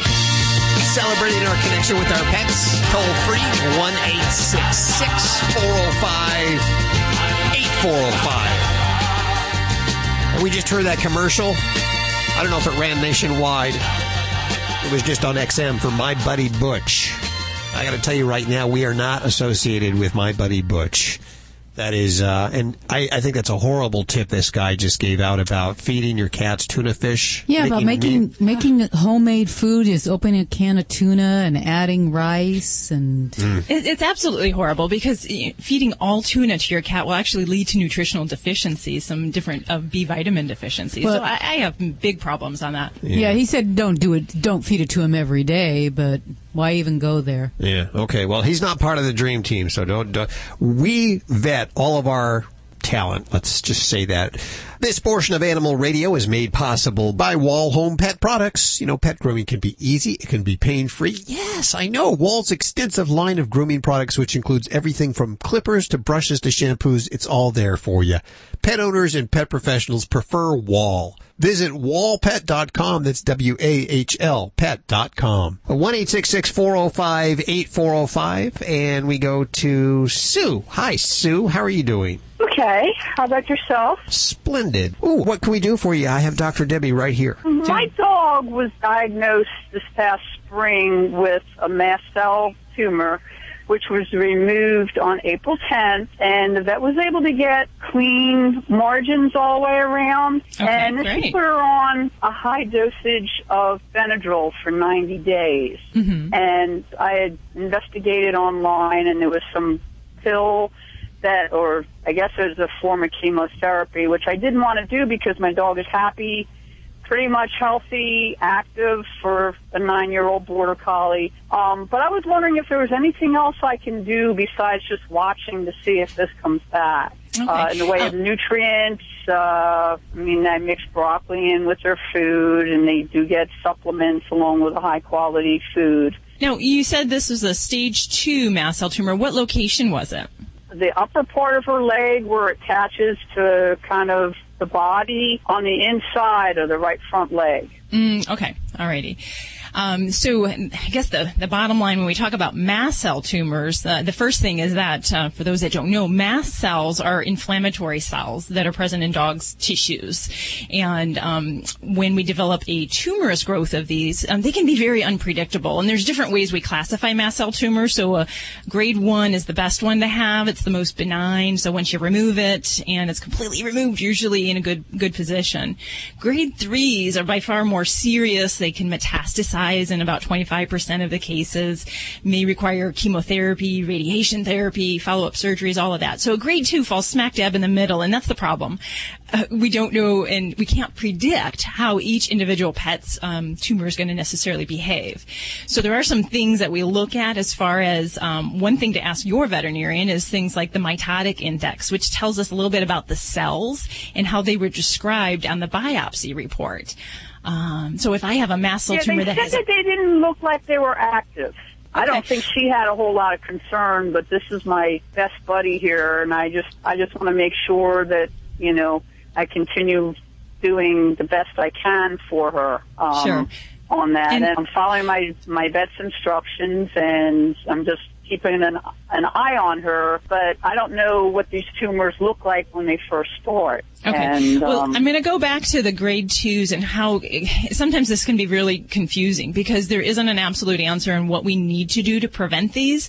There's not always a lot of clear answers on this. So a lot of people, we just kind of throw out all the options of whether we pursue chemotherapy. The drug you may have been thinking about or you read about was one called Palladia, which is a type of inhibitor for mast cell tumors to help with the metastasis that they can have or with the more aggressive forms of it. So there's a lot of things in our arsenal. We don't always pull them out for a grade 2 because if it's a low mitotic index and we feel comfortable about where it was located and how well it was removed, we may just sit back and say monitoring, checking lymph nodes and regular vet checks may be the best way to go there.